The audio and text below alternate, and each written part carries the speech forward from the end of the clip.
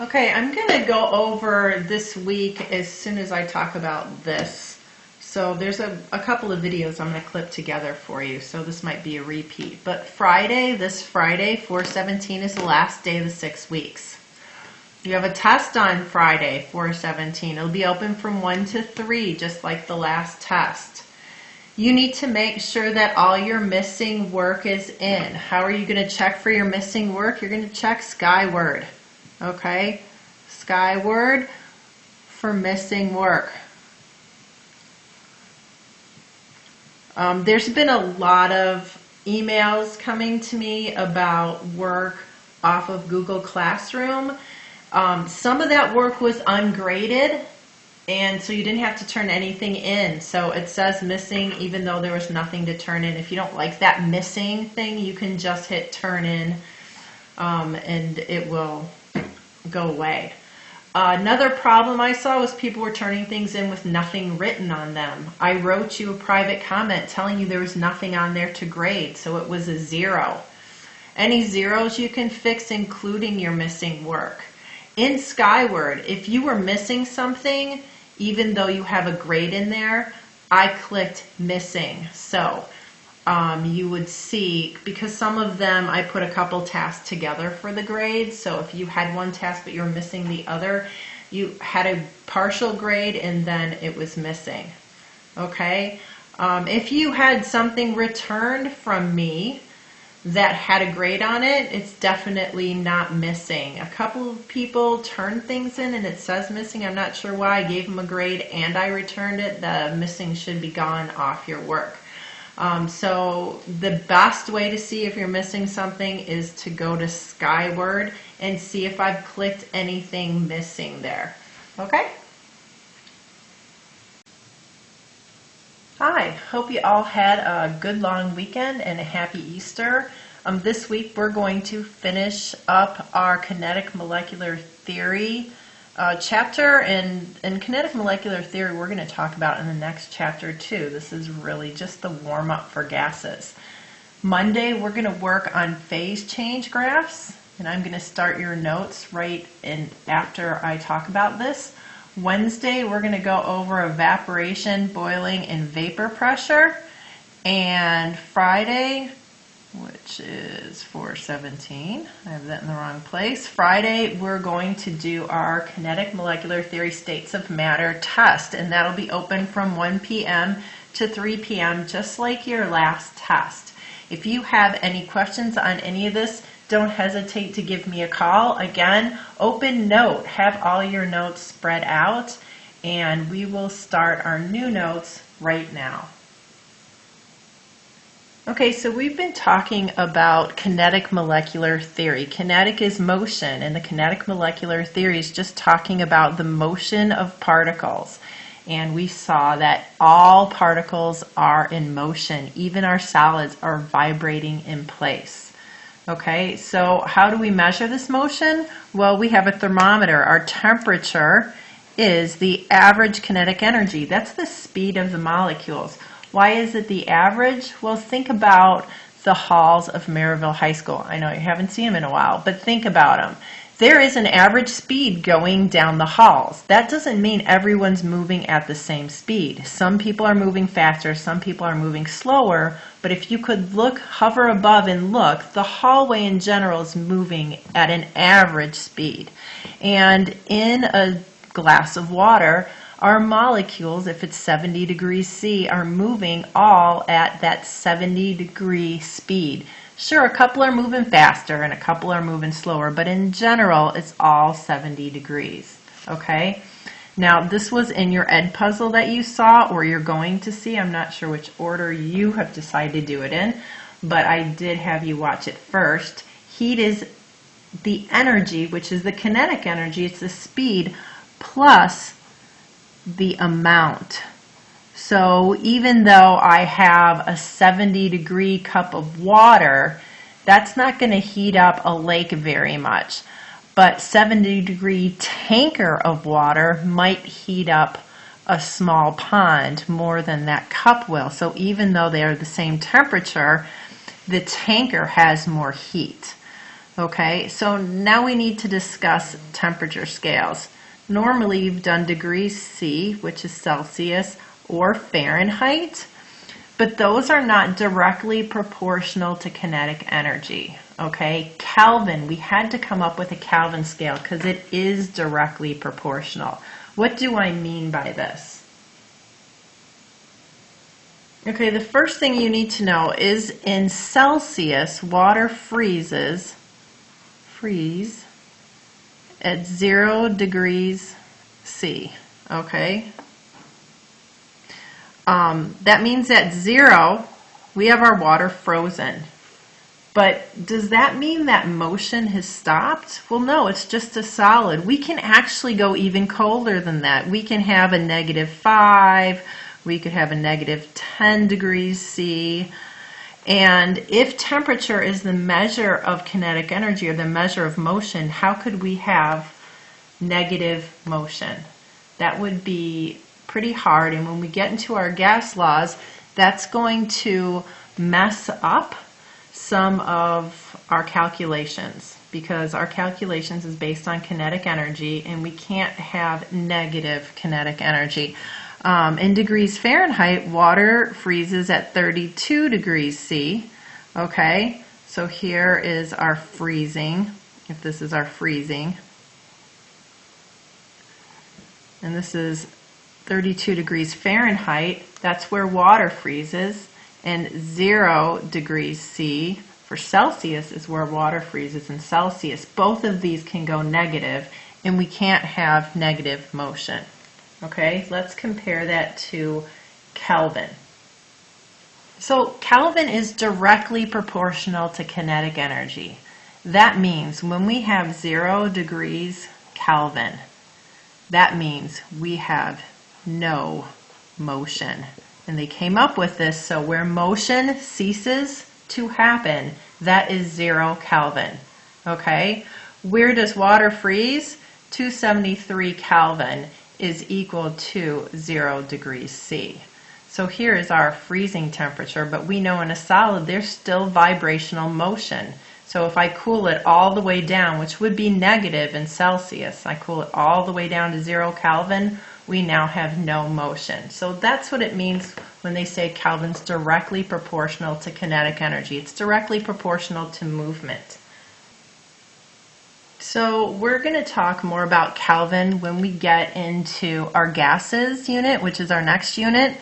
But the conversion is Celsius plus 273 equals Kelvin. Super easy. You just add 273 to Celsius and it's Kelvin. Okay? We're not going to do this. There's some things I'm crossing out because, again, we are missing some school days. Okay? But here is what you need to know for today. You need to know these vocab words, and we are going to talk about phase change diagrams. And I am going to zoom into this a little bit if I can. Yep. Okay. This is the phase change diagram. Our temperature goes up this way, and we're adding energy. So what I want you to think about is water. Okay? Let's put that in there. Think about water. That makes this make more sense, okay?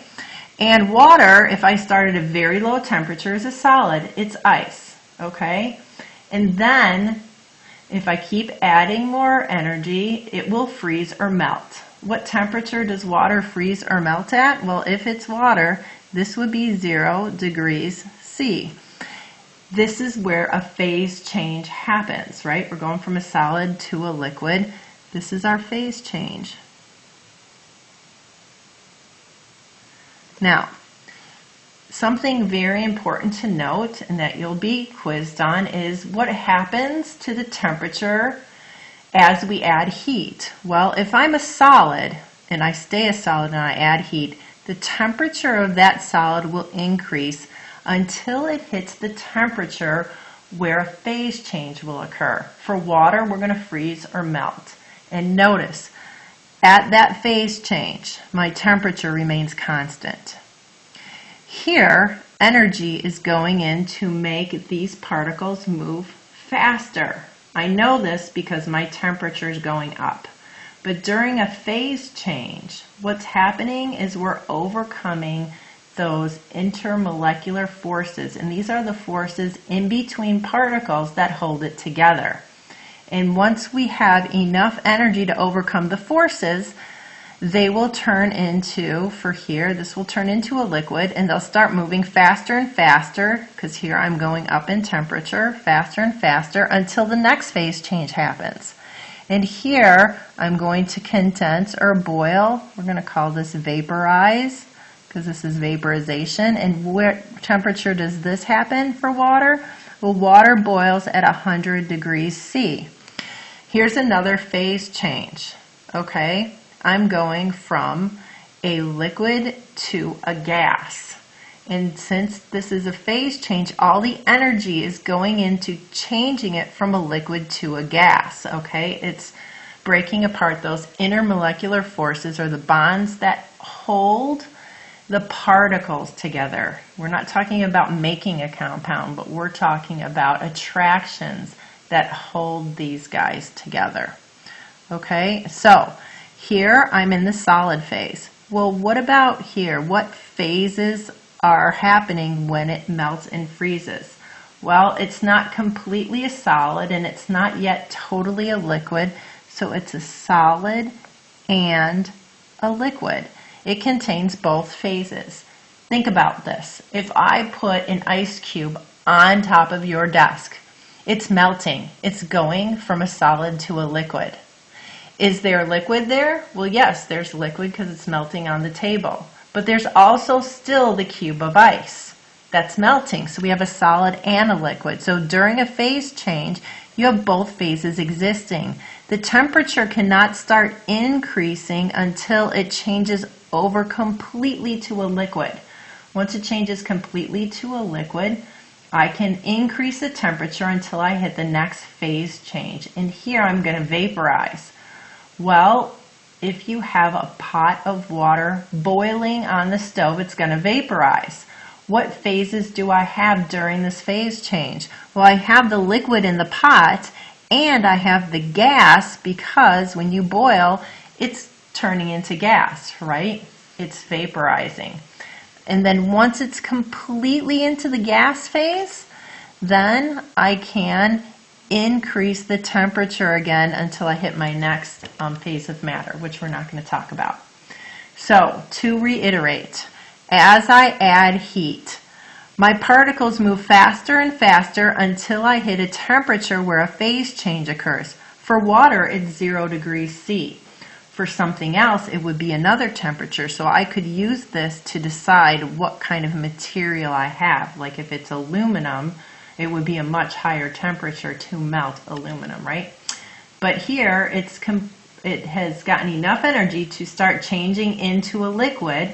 So I have my solid and my liquid phase until it's completely liquid right here. And then my temperature can start increasing because these particles, as I add heat, will start moving faster and faster. That's the kinetic energy increasing. And we see that by a rise in temperature. Here I don't have a rise in temperature, so what's happening? When I don't have a change in temperature, it's a phase change. Okay, and it's changing from a liquid to a gas, so I have both phases here until it's completely a gas. And once it's completely a gas and it's not changing phase anymore, my temperature or my kinetic energy can start to increase again. Okay, and this is on your page 114.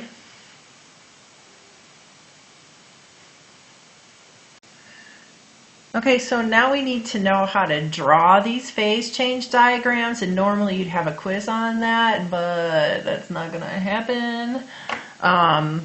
So let's just go over how to do it, and then we'll do a practice one. So the first thing you're going to do when you have a graph, and this is going to help you really understand it, is label the lowest and the highest temperature, and this is going to be on our y-axis. So for this we have 5 degrees C, that's our lowest temperature, and we have 110 degrees C. Okay, now this is water, and so now we need to Number 2, label the temperatures where phase changes happen. And you need to know, like I said before, that 0 degrees is where degrees C is where water freezes and melts, and 0's kind of down here by our 5, so you can just guesstimate that.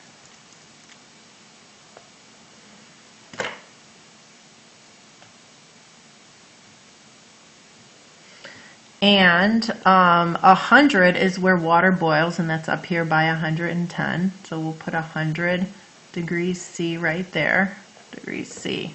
And now we need to draw staggered flat lines where phase changes occur, because at phase changes, there is no temperature change. During phase changes, our energy is going into weakening those attractions between molecules. So at 0 degrees C, I'm going to freeze and melt, and at 100, I'm going to vaporize or condense. Okay, so now we drew our staggered lines, and then we just connect them, and that's it. Okay, after here that goes up. That's it. So now what do we have here? We have solid, we have a liquid, and we have gas. These are our phases. Below 0, it's a solid. From 0 to 100, it's a liquid, and then it is a gas above 100 degrees. Okay? Right here, during our phase change, we have a solid and a liquid. That ice cube's melting. We have the solid ice cube and the liquid. And when we boil, we have a liquid and a gas. We have liquid in our pot. It's going off into vapor. Okay? So, going this way, what's happening? I'm melting. Going this way, I'm freezing, because this is where my phase change occurs. Up here, going this way, I'm vaporizing. And going this way, I'm condensing. Okay, so these are those we did not spell that right. Condensing. These are our phases that we've learned about, and as we heat it up, we keep changing phases. Okay, so let's analyze this graph. On the sloping portion, sloping means I'm changing, I've got a slope going here. So on these sloping portions, the temperature or the kinetic energy is increasing. On the level portions, the temperature or the energy, the temperature or the kinetic energy is constant. It's staying the same.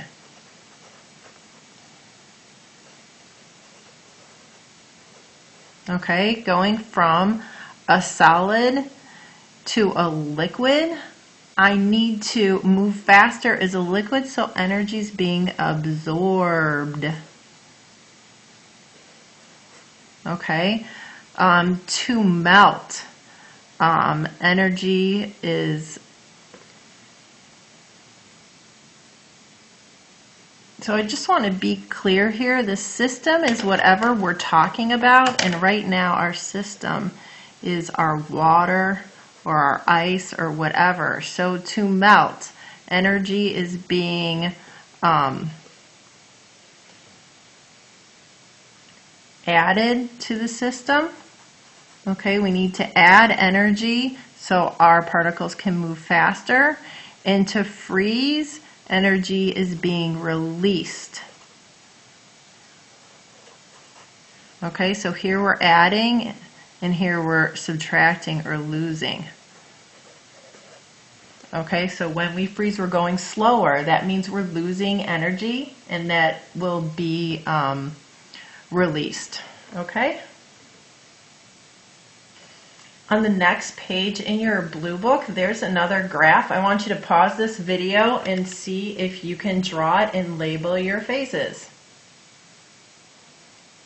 After you're done drawing the graph, see if you can answer some of those questions. You won't be able to answer all of them because I've cut out potential energy.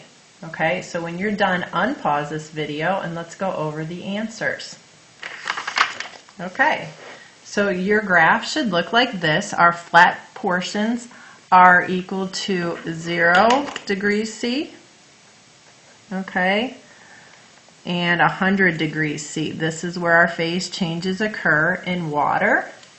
And we have our freezing, melting, solid, liquid, and you can go through and check this is right. Okay, on the x-axis, which goes this way, we have heat. During the flat portion of the graph, what is happening? Well, it's used to weaken those attractions between the molecules so the molecules get farther apart. And once they're far enough apart, we start a new phase. Okay? The potential energy is increased. You don't have to know this because I'm taking out potential energy, and kinetic energy remains the same. The temperature stays the same. Remember, temperature is a measure of kinetic energy, which is how fast those particles are moving. If there's no temperature change, the speed of those molecules remain the same. Heat transfer on the sloping portion. Well, if temperature is going up, my kinetic energy is going up, which means my particles are moving faster.